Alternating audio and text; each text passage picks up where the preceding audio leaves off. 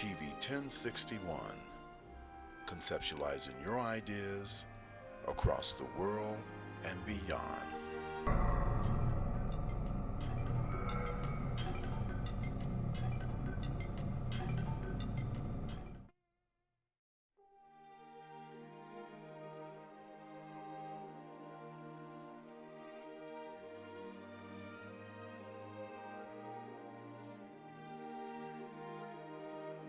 TV 1061, conceptualizing your ideas across the world and beyond.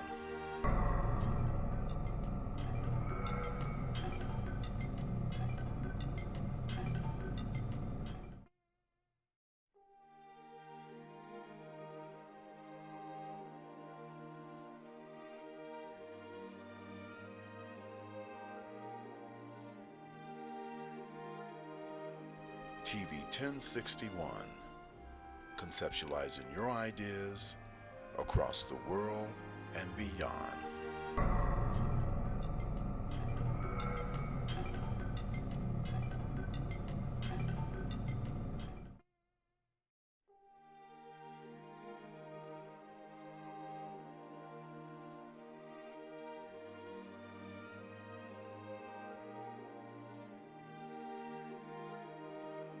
TV 1061, conceptualizing your ideas across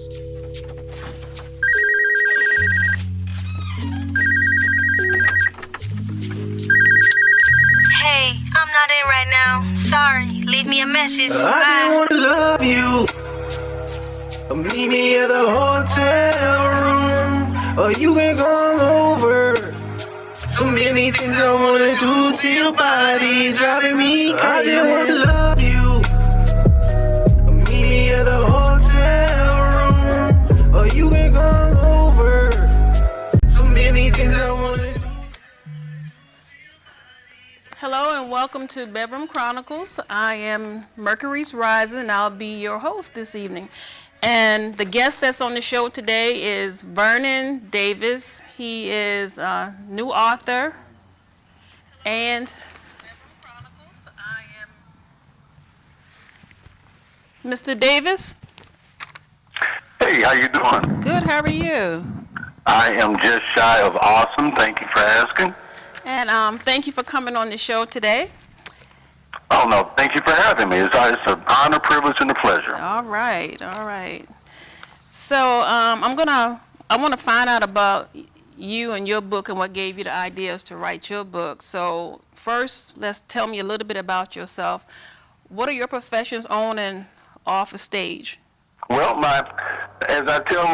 a professional stand-up comic on stage. I'm a public speaker. I own a nonprofit for veterans called Thank You for Your Service, where we honor veterans by making presentations to them.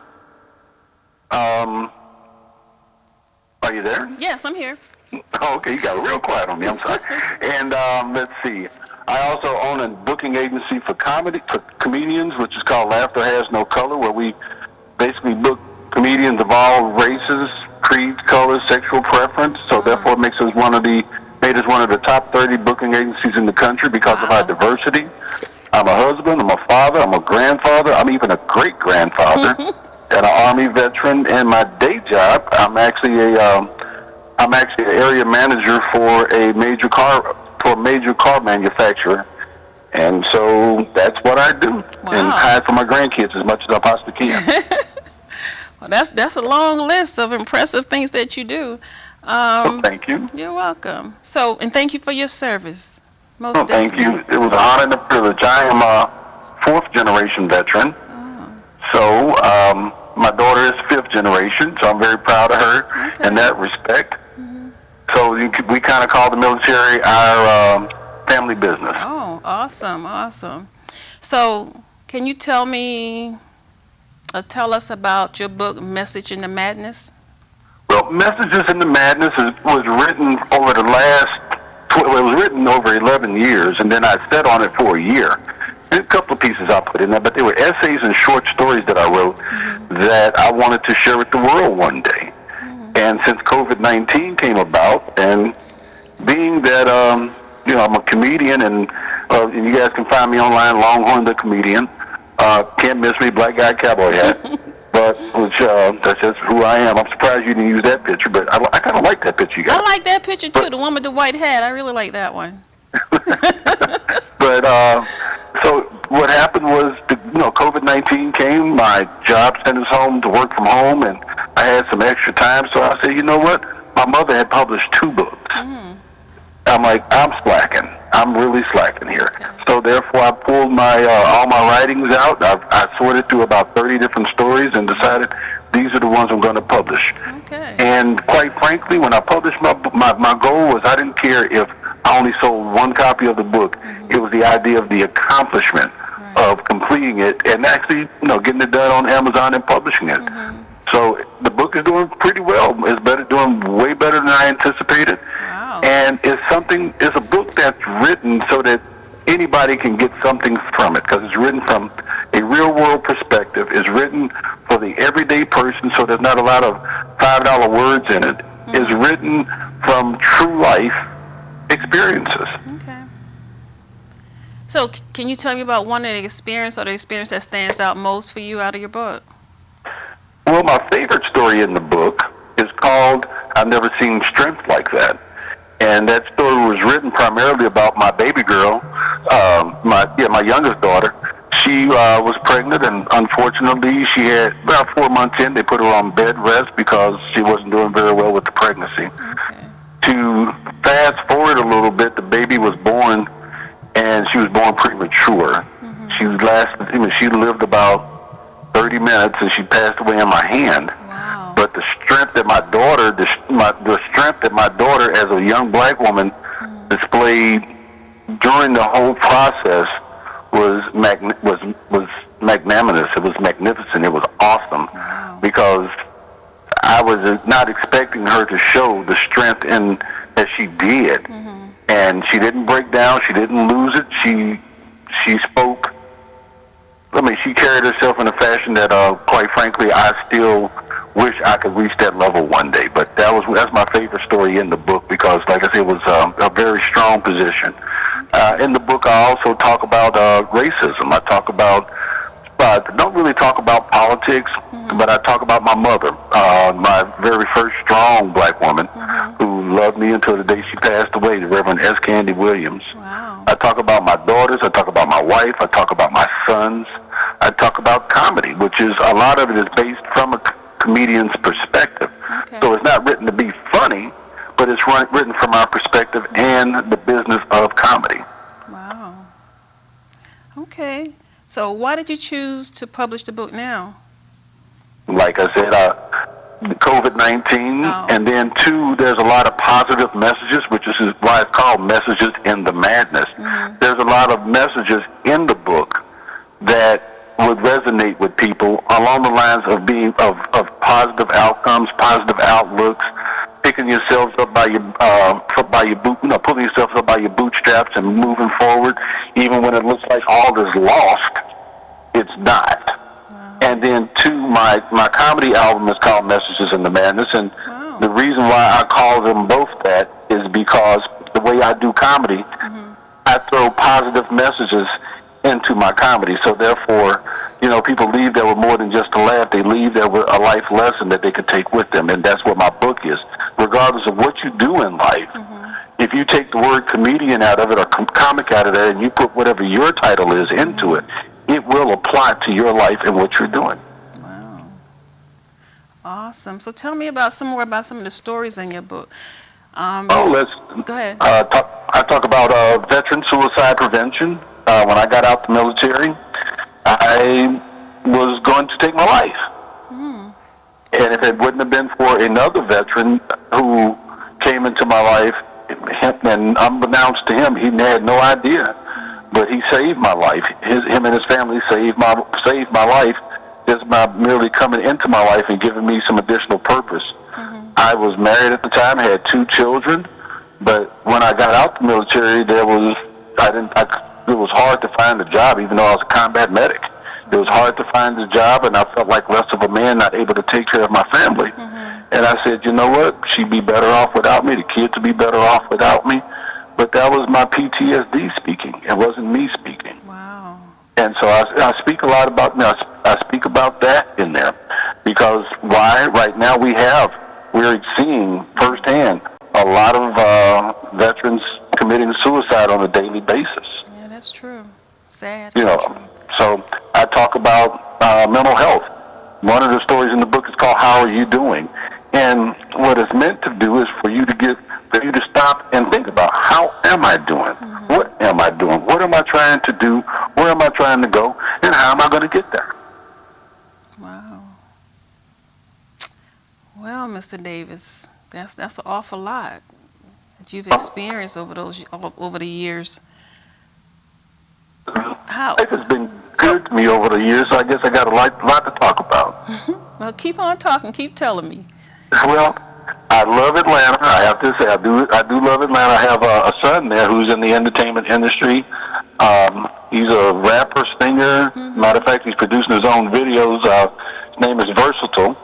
His name is Terry Payne, but he goes by Versatile. Okay. And I have two of my beautiful grandchildren there in Atlanta, who Papa needs to get down there and see sometime soon. So my grandkids are a very big part of my life, and so what I'm trying to do is to build a legacy, to leave something for them, whether it's just my book or videos or my writings that they can look back at and go, well, my Papa did this, he did this, he did this. And if he could do that in this time, then maybe we can do something more going forward. Wow, it sounds like you're really on a roll for your legacy, for your children, your grandkids. Well, that's the plan. You know, a man must leave not just his children, but his grandchildren some type of inheritance. And I know comedians joke all the time. They say, you know, white people leave their kids homes and money and cars. You know, black folks, we leave diabetes and heart disease. Well, I'm trying to leave my grandkids something that they can be proud of. You know, even my grandchildren that are here in St. Louis, they see Papa quite a bit. Okay. And with everything that's going on, I think it's important for us to put something positive in front of them. Wow. So therefore, they always see Papa working. I'm always working on something. So therefore, it puts them in the mind of I should be creating. I should, you know, because during the pandemic, I've created two Facebook shows, wrote my book, and a couple other things I'm not ready to talk about yet. But I've always been creative. Okay. Wow. Excuse me. Impressive. So what do you hope your readers would get from reading your book? I hope that they get three things. I hope they get faith in themselves and understand that, you know, I hope they get understanding within themselves. I hope they understand that they're not the only ones going through what they're going through, that other people have been through what they have been through on a real world basis. Instead of somebody writing a book, like for instance, you're an author, you are a regular person just like me or you, but you took the time to put the words on paper and to allow it to speak to people so that they could see that they're not the only ones in the situation. My other thing is that I hope that it gives them hope, that their situation may be bleak, it may be dire, but at the same time that, you know, there's something more that can come of it. I hope it inspires people to step out and do more with themselves, do more with their lives, and not give up. That's the main thing, is not to give up. And if a old country boy like me from Texas can bear my soul on pages, you know, to help you move forward, if I touch one person, then I've done my job. Wow. Well, I'm sure you've touched more than one person, because I'm one. Well, don't be telling people that, because, you know, these days that Me Too, You Too stuff, I don't nobody trying to get me. So. Do you have any more books that you plan on writing? I'm already in the process of writing two. One of them is called Messages in the Madness 2. Okay. And what that is about is basically it's going to be some more stories and short stories that I've written over the years that are going to be, it's going to be what is called Messages in the Madness, the good, the bad, and the ugly. Wow. So I'm going to get even deeper than what I've got in this book. I'm going to talk about racism on another level. Like here a couple of years ago, I had this particular place, I was visiting this particular place, and they hung a noose in my honor. I'm going to talk about that and how it made me feel and so on. I'm going to talk about that story. Okay. I'm going to talk about here recently, I was in a place where I was the only brother I was the only brother there. I was performing a show, and out of 500, 600 people that were there, out of nowhere, this group of people started talking about doing harm to me and how people that were there protected me. Wow. So I'm going to talk about those things. I'm going to talk about corporate America. I'm going to talk more about relationships. I'm going to talk more about kids and family. But I'm going to talk about it at a molecular level. Okay. Instead of just, a broad view, a broad overstroke. Mm-hmm. Then the third book is going to be called Let Me Fix That For You. Mm-hmm. I've already started writing it. And basically it's geared towards, I don't call them white people, I call them pink toes. Mm-hmm. Because no matter, I'm talking about white people, but no matter how dark they get, right, one thing happens, their toes stay pink.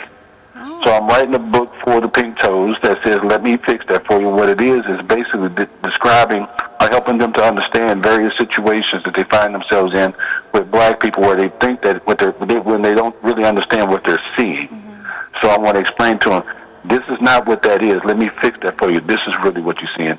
The first story is called Confidence, not cocky, not arrogant. Mm-hmm. Because a lot of times, unfortunately, we, especially black men or black women, we're deemed cocky, okay, or arrogant. Right. When quite frankly, what it is that we are portraying our confidence in ourselves. But this is what the country has taught us, that this is what we must do, because if we do not show this level of confidence in ourselves, then people don't take us serious. Okay. So we're going to go to a commercial break right now, and we'll be right back with Bedroom Chronicles. Cool.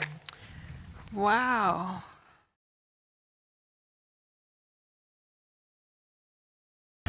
Good afternoon. I'm Lieutenant Elmer Horn with Douglas County Sheriff's Office, and we're here at one of our communities, and Sheriff Pounds is here with us. And Sheriff Pounds is very involved in his communities, and he come out. We brought out our grill and our smoker so we can come out and help cook for this community. And Sheriff Pounds himself has come out and helped cook with us, and he's here to cook and help these folks today. Good afternoon, ladies and gentlemen. This is one of the programs that I call Taking My Community Back. If you don't get out there and get involved in your community, you ain't gonna be able to get it back. And the sad part about it, we losing our young men at such a pace that it's unreal. We got to come up with something that will help us with these children. Got to. So this is what I'm doing. I love it. I'm out here in the sun. It's hot, but like I said earlier, we're going to do these until we get that gap between law enforcement and the community bridge. We're going to bridge that gap because we're going to get out here, we're going to shake hands, we're going to find out if they got any kind of problem we can assist them with, and invite them to the sheriff's office and come to the roll call. Just come see what's going on at the office. Thank y'all so much for being here. Thank you, Sheriff Pounds. And like I said, this is just one of many events that we bring this grill out to help with our communities and get involved. Welcome back to Bedroom Chronicles. My name is Mercury Rising. I'm your host today, and we have on the phone with us Mr. Vernon Davis, and he's talking about his book, Messages in the Madness. So, Mr. Davis, welcome back. All right, thank you very much. You keep using my government name. I'm glad I don't have any warrants down there in Atlanta. So, what you want me to call you, Longhorn? No, Vernon is fine. That's what my mama called me. Longhorn. Longhorn, the comedian, is that guy up on stage, okay. And he's had a pretty good career, so I can't complain about that either. All right. So, Vernon, tell me some more about your book. What's the chapter that touched you the most? The chapter that touched me the most is and I'm not going to tell you the name of it. I'm going to let you look for it. But where I talk about my mother. Okay. And unfortunately, my mom had a heart attack and she had 2 heart attacks and 2 strokes. And my baby sister and I had to make the decision not to resuscitate her. Oh, wow. And unfortunately, I was not there with her in North Carolina where she was at the time. Mm-hmm. So I had to make that call over the phone. Wow. So I didn't get a chance to say goodbye. I didn't get a chance to look at her in her face one last time. I didn't get a chance to be with her. Mm-hmm. I had to say goodbye over the phone from a distance. Wow. And so the next time I saw my mother, she was in a casket in my hometown of Temple, Texas. That right there, and honestly, even when I talk about it, it still, it still comes back before me, but I talk about that. I do. Wow. I could feel that. It's nothing like losing a mom. Well, and I tell people every day that if you have your mama, oh boy, you need to celebrate her every day. I don't care how much she get on your nerve. I don't care how much money she borrow from you. I don't care if she take your car and drive it into a strip club and leave it there. Love your mama. Appreciate your mama as much as you can, because you don't know what tomorrow is going to bring. Okay. So I hold my mother, and matter of fact, all black women, all strong. I mean, every black, white, regardless, single moms, I hold them in the highest esteem, because honestly, so many women raise men, and some of them do a better job of raising men than some men. And yes, men, I said that. Okay. So, Vernon, you read Men in My Bed, True Love is Hard to Find, Bedroom Chronicles. Girl, please. I read your book, and I had to actually buy a second copy. Wow. I bought a second copy for my wife. I'm like, you need to read some of this right here. She said, well, let me get yours. Oh no, you can't get my tablet, because you don't know what's happening going on in my tablet. There may be something there that you may not really need to see. Okay. So let me get you like that. You remember that TV commercial? It was the old Love Jams and old boys. Man, I need to borrow that. He's like, nah, brother, you got to get your own. I had to get her own. Wow. And your book, your book was gravitating. It was. I unfortunately, and I'm going to say to you, I'm sorry for the way some of the men in your life treated you. Okay. Well, thank you. I appreciate that. Because some of what you went through, I went through. You know, the molestation. Yes. Wow. I'm sorry. But you know, Mr. Dewey, if I ever see him, if I was able to see him, I'd punch him in the face. Wow. So yes, I did read your book. And then you know, going through, you know, you're talking about your uncles and the gentleman who his name escapes me right at the moment. Your book was written from the heart, and that's what I enjoyed about it. It was something that a lot of black women have gone through, but have not spoke of, never will speak of, and it took courage for you to sit down and put your pen to paper to tell this story. Yes. I take that back. To tell these stories. Right. You know, and then I love the way that you mixed poetry in with what you mixed in poetry along with the stories that you told about the different people. You know, like for instance, you know, Trying My Best. You know, that was a short story that you wrote there. You know, your poem, A Woman, dazzling with courage, daring in love, eloquent with her emotions, suave with her grace. A woman is the quintessence, a man's yearning for a woman gracious and merciful and giving genuine love. Has he found it? From her deepest core, love that knows no bounds, a woman. That is what I experienced. So true. Huh? I said, that is so true. Larry was a trip. Yes, he was. Most definitely. Yeah. So, like I said, I read, and I was supposed to be reading another book, and my wife said, "What are you doing?" I'm like, "Don't worry about it." She said, "No, what are you doing? Because you just engrossed." Because I'm not one of those that will sit down and just read a book for hours on end. I was so engrossed in your book, I had to, like I say, "What are you doing? What are you reading?" I'm like, "Here, I'll tell you what." And I went on Amazon and I just bought one and I sent it to her. I said, "I'm not going to tell you nothing about it. I just want you to read this." All right. So we get to, you're a country, talk about your life in the country and in the city.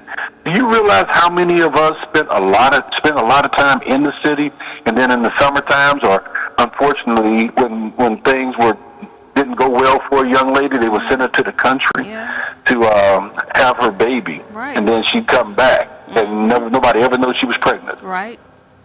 So true. So I'm sorry. Get me started about your book. Huh?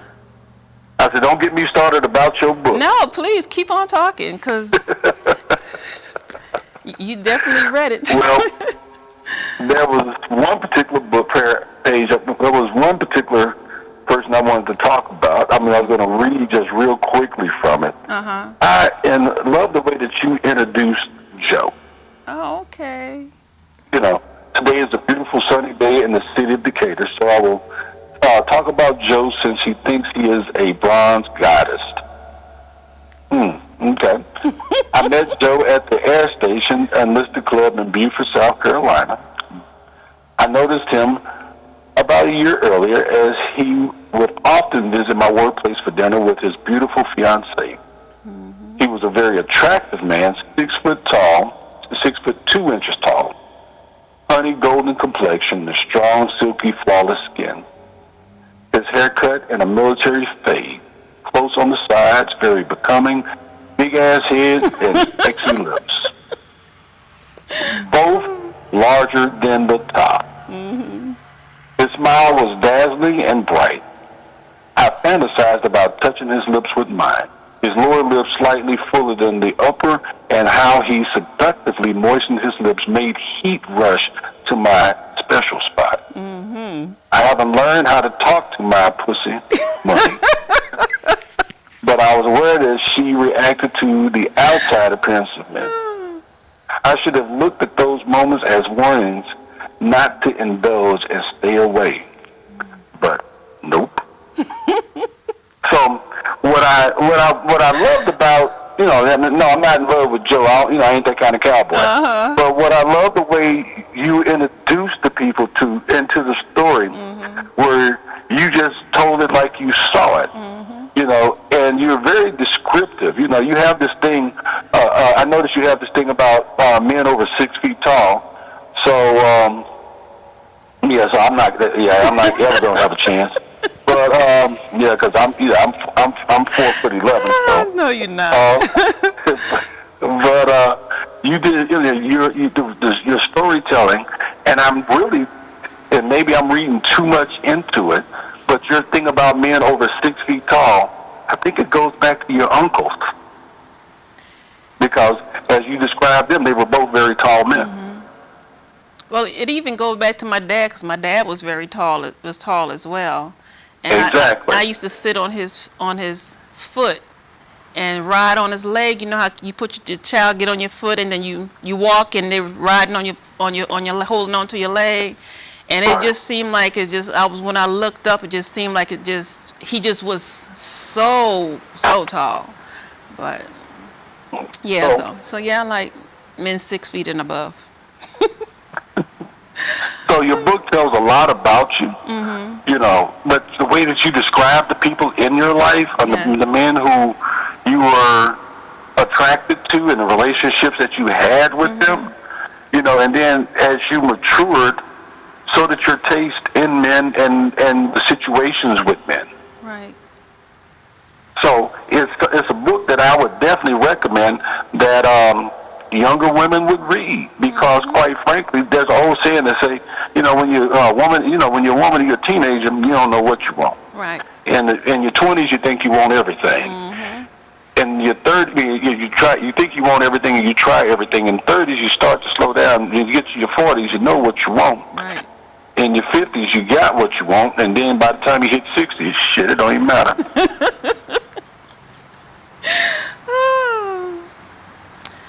So, I thank you for that review of my book. It's brought back some memories. That ain't my fault. I know. Don't forget Chief Bob. I'm sorry. Do not let Chief Bob slip by, okay? Chief Bob, huh? Chief Bob, right? But I'm gonna tell you something that you did that a lot of men are guilty of. What? You built you a man. Let me explain that. Because at one point in time, you were sitting in your hotel room at the Marriott. You was in college, and you was trying to stay away from Mr. Bend My Knees. Okay. Vernon, hold on a second. Hold on a second. Okay, we're going to a commercial break, and we'll be right back. Today's world exposes our youth to life experiences that are well beyond that which their years should allow. Violence, trauma, poverty, injustice. Our children's lives and their livelihoods are in constant danger. Wisdom, Inc. is a community-based organization designed to save young lives by reducing violence and assisting youth in their personal development. Wisdom stands for wise individuals structuring and developing youthful minds. Through our collective wisdom, we can change lives for the better. Wisdom, Inc. Reducing violence, developing youth, saving lives.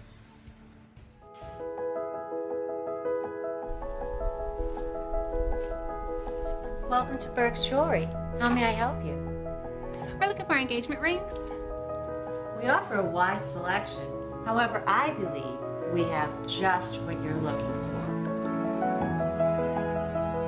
Burke's Jeweler is your family's jeweler at 491 Flat Shoals Avenue Southeast, Atlanta, Georgia 30316 in East Atlanta Village. Hi, I'm Michael Cowell, your funniest man on the planet, and you're watching TV 1061, your global network. Stay tuned, because that's how they do it over here. Big time party! All right, see y'all later.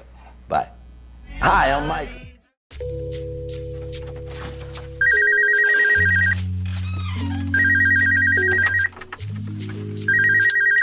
Hey, I'm not in right now. Sorry. Leave me a message. I just want to love you. Meet me at the hotel room, or you can come over. So many things I wanna do to your body, driving me crazy. I just want to love you. Meet me at the hotel room, or you can come over. So many things I wanna do to your body. And I'll send them to you. We're back. Welcome back to Bedroom Chronicles, and I'm your host, Mercury Risings, and today we have Mr. Vernon Davis joining us. And okay, so Mr. Davis, we were talking about some of the chapters that you read in my book, so you can continue, please. Well, I love the fact you spend a lot of time around military bases. So that means, I guess you have a thing for men in uniform. Oh, yeah. But I was saying that what I noticed in your book is that I was talking. You were trying to distance yourself from Mr. Bend Your Knees after your girlfriend had destroyed their relationship, and then you went and dropped an atomic bomb on her relationship, on her whole world. You didn't just ruin a relationship; you dropped a bomb on her whole world. I'm like, Jesus, you talking about a woman scorned, girl? Please. Revenge, I know now, never piss you off because revenge is your middle name. So, but you were trying to stay away from Mr. Bend Your Knees, and you were going to school, and you went to the Marriott, and you were sitting there, and you had 3 other people who you could have called instead of Mr. Bend Your Knees. So, what I took from your book was that you did what a lot of men do. You were able to, what I call, build your own man. And let me explain what that means. Okay. Men will take, for instance, you apparently had some issues with men at an early age, of course, from what I read in your book. Right. And men often, what we'll do is we look up to this one particular strong woman, our mother in a lot of cases, and what we try to do is we try to find the woman that, in some cases, that have a lot of the qualities that our mother does. But what sometimes we don't find all those qualities in one woman, so we'll have a a woman over here that keeps a good house and cleans good, you know, but she's not very good in bed. But you know, but she's cool. And then I got this other woman over here who's great in bed, but you know, she's not very good looking and she don't like to go nowhere. And then I got this other woman over here who's got great credit and all this money, but she talks too much and she get on my nerve.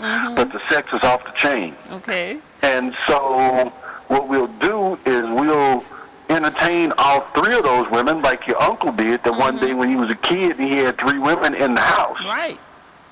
At the same time. Yes, I read your book. Yes, you did. We will entertain all 3 or 4 or 5 of these women because we're looking for various qualities in there, or they have various qualities that we would like to have in one woman. So I call that build a woman. And so therefore you, I know they call it player, but at this point in our lives, we're too old to be players. You know, I tell people I'm too old to be a player. Just call me coach. But at this particular, so at one point in your life, you were building you a man. But as you matured through the book, and as you talked through the book, you knew what you were looking for. You wanted one man that you could call your own. So true. So very true. You know, and don't get me wrong, I don't know what your status is now, but I'll say this to any and every woman that's listening. If that is what your heart truly desires, there is a man out there for you. But the problem is, well, I won't say the problem, the challenge is every brother ain't a 6-figure brother. And if you're looking at a man for what he has, what you want him to have in his hand versus what he actually has in his hand, then chances are you're going to be looking a long time for what you want. And you might get to the point where a lot of women just give up and just say, you know what, I'll take what comes, or I won't take nothing at all.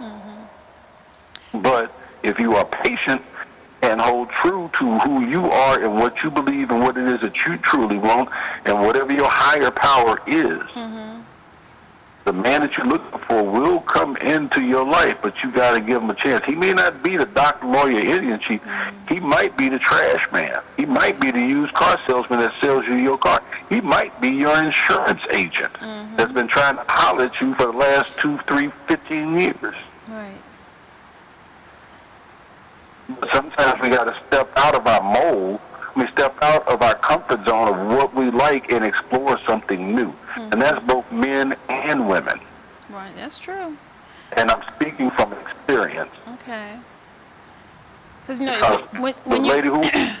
No, I was saying when you get to the end of the book, the last 3 relationships at the end of the book, those were basically men that felt that they didn't have enough to offer me, which I wasn't asking. So my finances is not right. I want to get my bank account straight. I need to do this. I need to do that. But I did not ask you anything about your finances or what your future aspirations are for your finances. I was just looking forward to some genuine love, and that was it. Well, who you were talking to there were real men who wanted to make sure that they were equally yoked. Yeah, true. I'm sure that's true. Because somebody raised them right. Okay. I have actually had the same conversation. Really? Wow. And I was told, come on. Come like you are. Come as you are. Yeah. Because she saw the potential in me. Wow. And it took me a minute to get past that. It took me a minute to go, okay, fine, let's make it happen. Because I knew what I wanted to bring to the table. But sometimes you got to let go, and I'm a man of faith. Oh, I'm also an ordained minister. Okay, wow. Sometimes you got, I'm not saying I'm in the pulpit preaching. That will never happen. Okay? No, that will not happen.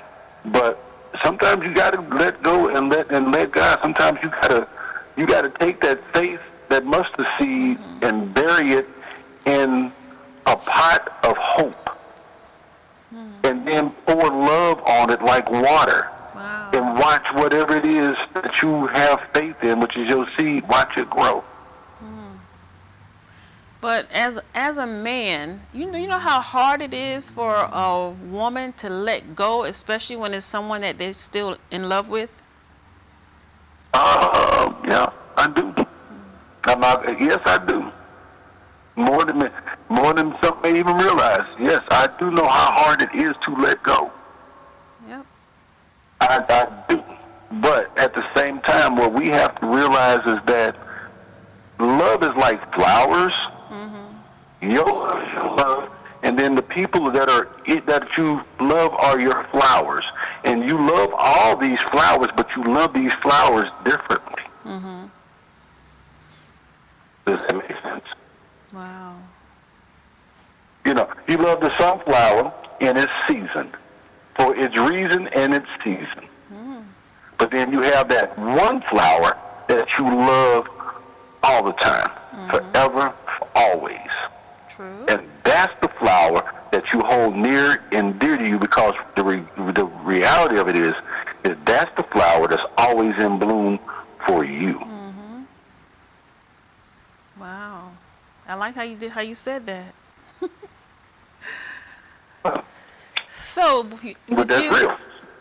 Since on the part of the book that you already read, what advice would you offer? Ooh. If you haven't, am I giving advice to people who haven't read the book yet? Yeah, because you read it, so based on your perception of what you read. The advice I give, especially women, if you haven't read the book, when you do read the book, get naked. Because you're going to get tired of changing clothes because you're sweating and other things. Okay? Yeah, you might as well just get naked, get you a bottle of wine, and I'm not saying take care of some business, but it's going to make you sweat. Wow. Because the detail that you go into, and into the things that took place in these various relationships. Right. Yeah, I'm a brother, and I had to fan myself a couple times. I'm like, oh Jesus, no, she didn't, but yes, she did. And now let me ask you something: is this your first time writing the book? Well, yeah, because the first book that I wrote was just a book of poetry. So but this is the first novel book I've written. But I've also started on the second one. So I have the first and the second chapter pretty much laid out how that's going to flow, because I took the last character out of Men in My Bed, and that's the first chapter. And then the second chapter is something brand new. Okay. Yeah. Well, like I say, your book, I've read some graphic novels in my day. Right. Okay. I won't say.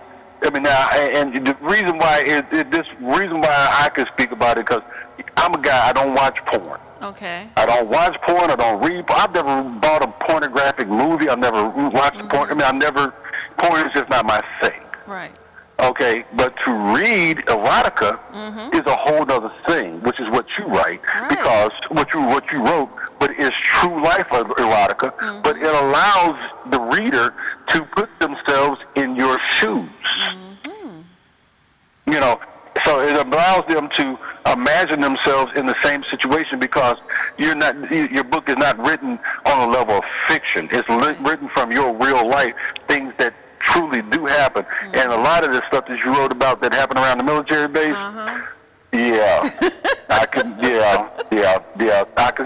that happens. I'm not going to admit to nothing because I don't know who listens to the show, but that happens, and that happens, and that happens. I'm going to tell your readers, if you are the people who are thinking about reading your book, get the book, sit down. When you tired of looking at the boob tube, watching TV, and just immerse yourself in that book for a couple hours, you may look up and it may be daytime by the time you put it down. Wow. Yeah, every now and then I'll open it and read a few pages, but it just makes me laugh because it takes me back to that actual memory. So I don't really find too much sadness in it, because in the first 30-something pages, I've forgiven those people long time ago. I confronted them and forgave them. But I'm glad you said that, because that was what I was hoping for. That at some point in time, that you had to just, you had to forgive them. I mean, I won't say they knew not what they did, because they knew what they did. But to find it in yourselves to forgive somebody for those transgressions, that right there gives you back your power as a person, not just as a woman, but as a person. Yes, it did. So I'm okay with it. And the relationships, it took me a while to get through some, and it definitely took me a while to get through Jimmy, but you haven't gotten to Jimmy yet, but you will. So you can email me, message me, call me if you want to give me some pointers from the last 3 relationships in the book when you finish. You and your wife you can talk to me about it. You did say Jenny, right? Jimmy, okay. Yeah, Jimmy. Okay. I will look forward to reading about Jimmy, but in the meantime, from what I've read of your book, and like I said, I'm not going to play like they do on TV and act like they read your whole book. No, they did. They don't. No, they did. But I'm going to read all of your book. Why? Because honestly, I appreciate the perspective that it was written from, and I appreciate what you were trying to share with the world. You were just trying to share reality and letting other women know that they're not by themselves and going through what they have gone through with different men in their lives. They're not alone, not at all. And definitely I wanted to bring about their awareness for single parents when it comes to your children, and grandparents to be more noticeable and things along that line. So we're going to a commercial, and we'll be right back. But yeah, because a lot of... Are you an artist, a writer of spoken word? Do you have content ready but need exposure? Get to know me. I'm Alicia, host of a new Facebook live stream show called The Flavor, where we promote local and international talent of all genres. Here are some rules and regulations to the videos that we'll be accepting. They must be radio ready, no cursing, no lewd language. You must send us contact information as well as a YouTube link to your video so we can extract it from there. Email us at 1061tv@gmail.com, and we thank you for your time. Hi, I'm Harry Lennox, and you're watching TV 1061, your global network.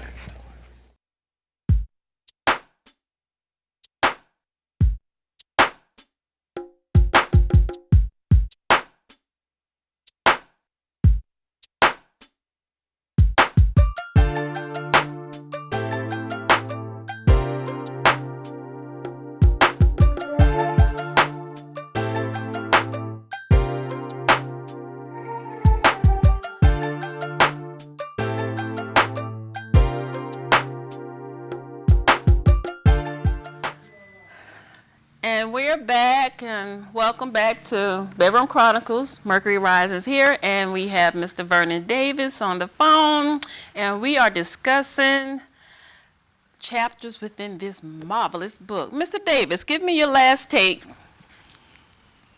Whatever. Now that you finally told me your relationship status, I'm going to tell you.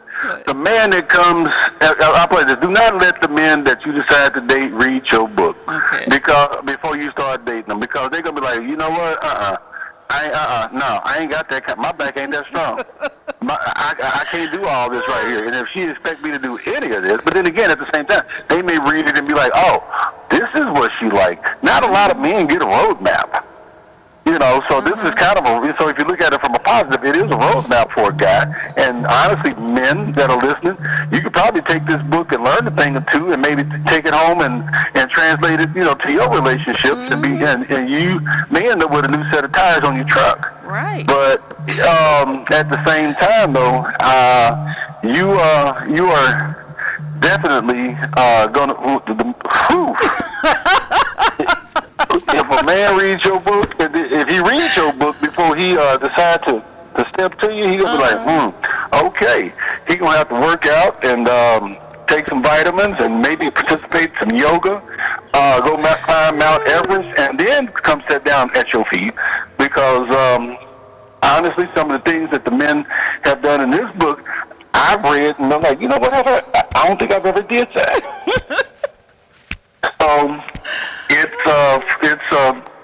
It's an eye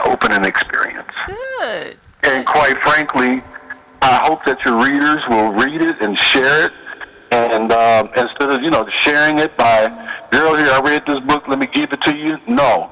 Tell them like they used to tell us back in the day. When you hear an album that we like, no, my brother, you got to go buy your own. That's it. Buy your own.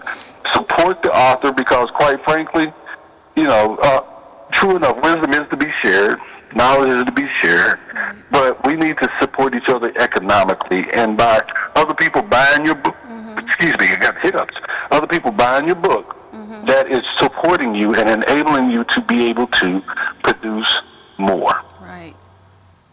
Awesome. Yeah, that's all I have to say. Okay, well, Mr. Davis, Vernon, thank you very much for coming on the show today. And maybe I'll have you back again after you finish reading all of it. Maybe the next time we can bring it on and y'all can I actually have a face for radio. Okay. But I think some people may be able to tolerate it, so. All right. Well, thank you again. I really appreciate you coming on. Thank you. Much success to you in your future endeavors. Thank you very much. Same to you. Bye-bye. Bye. So today we were talking about a couple of chapters that's in my book, Men in My Bed, True Love is Hard to Find, Bedroom Chronicles. And I really appreciate Mr. Vernon for coming on the show today. As he stated, he is a comedian, veteran, and numerous other things under his hat. But anyway, please take a peek at Men in My Bed, True Love is Hard to Find. It's a very interesting book. It does have a lot of instructions in it, as Mr. Davis stated. It could be a nice little toy for couples if you want to share the stories in the bedroom. Just try it one night. It is very intriguing. It's moving. It'll make you sweat. You saw me sitting here sweating the fan and I wasn't even reading it, but I have the memories. So, Men in My Bed, Bedroom Chronicles, you can get it on Amazon or any place that you can order a book, but Amazon is the main one. You can call into the show. It's on every Thursday from 6 to 7. You can follow me on Facebook, Twitter, Instagram, and I would take phone calls and I would respond to your messages if you have any. And if anyone else want to call in, we have 5 minutes. So, Men in My Bed, Bedroom Chronicles, True Love is Hard to Find. And one other thing, I asked one of the characters in the book to be on the show. He will probably be on it next week. I haven't got a definite answer back yet, but I'm hoping that he decides to.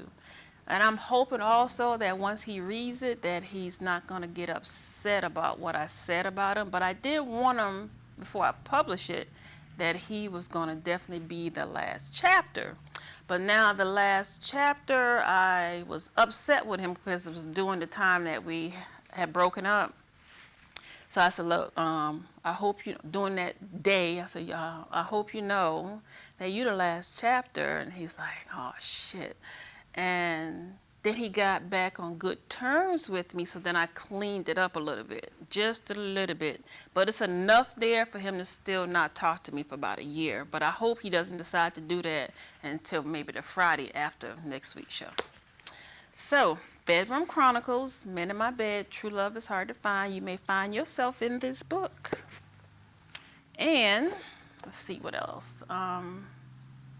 The poems that are in the book are basically, I put those in there after each chapter because I felt whatever the poem that I wrote fit that chapter, like Finding Myself. That was after one chapter that I wrote, probably about after a breakup I had with somebody.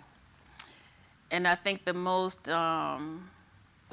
only character in the book that may not be upset with me is Doc, because I didn't say too much bad about him. I kind of uplift him a lot.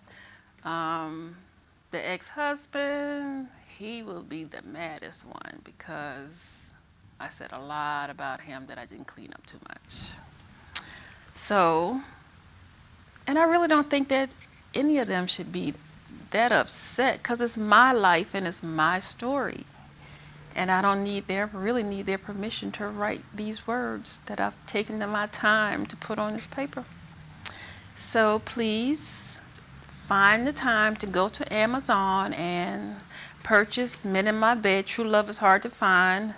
Bedroom Chronicles is $19.99, $21 with tax. You can get it in 3 to 5 days. If you have any questions, please feel free to email me on Facebook. That's where the ones that I answer the quickest will be Facebook. So that's going to be basically all I have to say today about Men in My Bed, True Love is Hard to Find. No, I'll take that back. It's the stories that start off in the beginning of the book. It took me some time to get through those. And those are just basically ones that deal with incest and molestation and rape. So it may be a little hard for the reader to get through the first 35 pages. But just put it down, take a little break, and come back to it, because when you get to page 130 or approximately 130, then that's when you have to turn your fan up a little bit. So it takes you basically on an emotional roller coaster ride. But it's so you're gonna feel like you want to cry. You're gonna get upset and angry. Then you're gonna be happy, and you're gonna be warm in certain spots. And then you might want to get that glass of wine or cold beer and just sit back and chill, like Mr. Davis said, naked. So Bedroom Chronicles, True Love is Hard to Find, Men in My Bed, available on Amazon. Oh, wow. 2 more minutes. It's raining so hard outside. I am really looking forward to my next relationship. And where I'm at in my life right now, I think the next one is going to be the perfect one. And you might say, how can she say that with what happened in the beginning and the last 3 failing relationships? I guess you have to say it's faith, because I do believe in love. So I'm just going to sit here with that for the next few seconds, and you can think about it too. So you have the incest, rape, molestation, then you have the bad relationships. But how can she sit there and just say she's looking forward to her next relationship and that's going to be the one?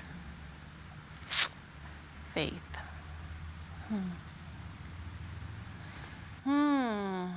Felix. Oh. Okay, so see you next week. Bedroom Chronicles, 6 to 7 p.m.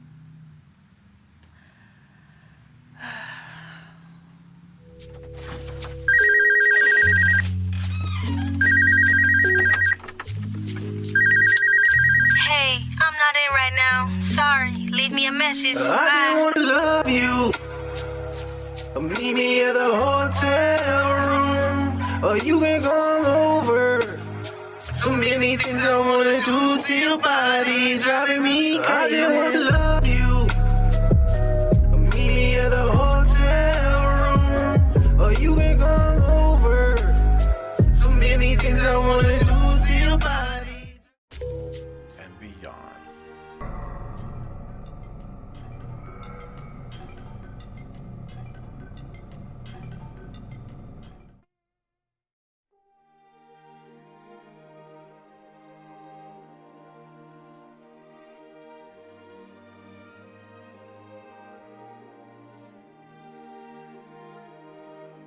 TV 1061, conceptualizing your ideas across the world and beyond.